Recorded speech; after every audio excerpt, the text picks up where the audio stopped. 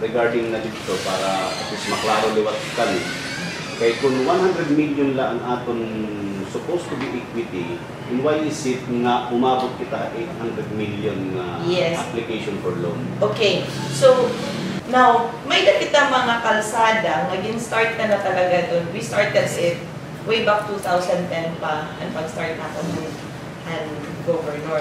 Now, nakita na needed talaga natin, kasi kung ang next na kasi natin yung paghihimuon is the value chain. Which, yan na, last week nagamayada kami din with the help of LGA and the ILG. Nag-tie up kami, HAERA, para pag-formulate and formulaan, it's more on the agrikultura, negosyo, nutrition.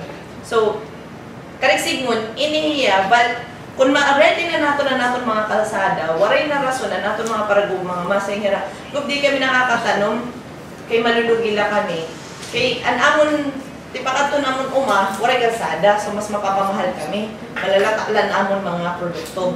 So, waray na rason. So, iniliwat, naka-reach kita itong 800 kasi may kita concreting of San Jorge to Tumugbong Road.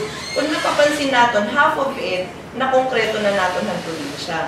Now, ang katunga hiton, iko-konkreto natin kay this coming 2016, we will be a recipient of the Whole Nation Initiative project, around 800 million, that is linked with Pamana program. So, ang nagbuligot talaga ito atong pag-identify iba-iba nga sektor. Dirilaan kanan OPAP, aada pa ang aton mga military, ang AFP, aada ang aton mga LGUs, and the province. So, pati ang DPWH ito nagbulig haton. So, ito yan ang kalsada. Di ba nag-start na kita kung maaram ka mo, nag-start na kita Luki-Lukon to San Jose Libuan. Now, from San Jose Libuan and Whole Nation Initiative, nag-allocate funds going to Barangay Gusa, which is the last barangay going to Las Navas, going to Eastern Samar. So, ito, boundary talaga ito hiya. So, ito dito nga barangay, kaya aton ini nga San Jorge to Tumugbong Road, gusto ito natin i-link. Kasi from Tumugbong, aton na liwat hiya under for next year, hopefully kung may dapat kita additional funds, may mga savings man kita, idudugtong na naman kay na-open pa na ito ang Hanipon Ranera, which 7 of the barangay captains from San Jorge, umadi ito haakon 2 years ago, and hireto na nag-explain niya, needed good talaga ni Gob. Ngayon, ini din hinga portion, kaya i-link to San Jose Libuan. Di pa kadto na hagos na may Hanipon area. So, even nga dito population area, bagan kaya na ito i-link dito. So, karigsigmon, magkakamay-ada kita. That's why we're pushing with this 170 million because for San Jorge. Because if makalsadahan ta, matumbok talaan lang ka Aurora. Pag tumbok natin lang Aurora, well, tourism will follow. Diba? Ang mga turista makakakanto na. Oo. Visible na hiya. Now, if masulod natin ang Buena Vista, ang Hanipon Ranera ato na na-open, ipaato na misap ka daw mag-surfacing anay kita for the meantime kung diri ka kaya nung may concreting. Malilink ko na hiya sa San Jose Libuan. San Jose Libuan going to Luki-Lukon to Paranas. Kaya sigmon, magkamay-ada na kita, circumferential road. Oo. Now, ang may daliwat ang Whole Nation Initiative, kasi kumbaga, ang kayahan national fund, well and good, maupay. Kung anong kaya natin, idudugtong paliwat kay para maabre na good nga tayo ng mga kalsada natin. Because it's the only way for progress to what ngayon to address the insurgency here in the province.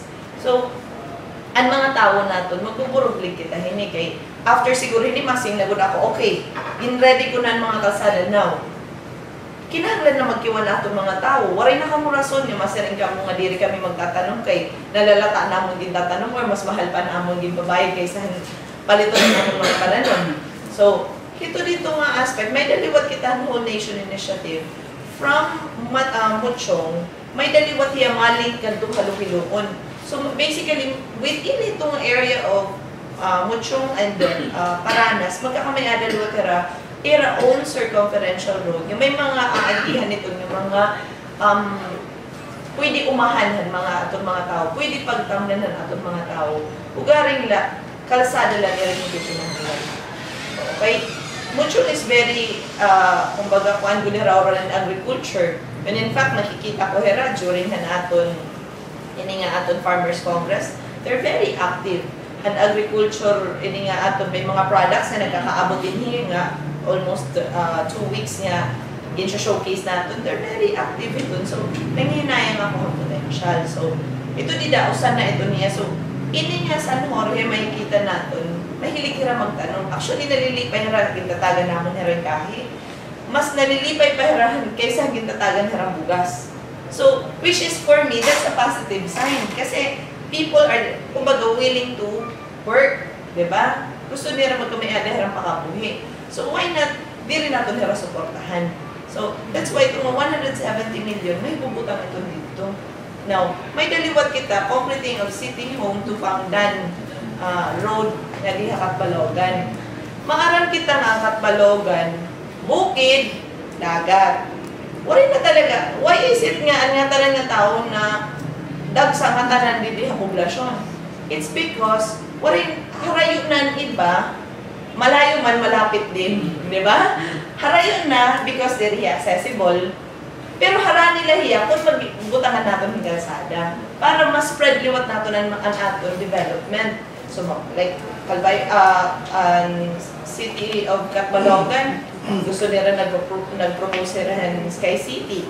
Diba? So, kumbaga, makikita natin, ang LGU, they're trying nga, di rin na kita mag-concentrate din yung poblasyon, i-spread na natin. So, kung mapuputangan natin yung kalsada Pakadto Pangdan, siguro along the way di Pakadto Pangdan, and Pangdan is a very big barangay. Along the way Pakadto Pangdan, ito din ang mga tuna, madidevelop na ito, pwede na liwatan natin mga tao, dito na liwatan ang ukoy.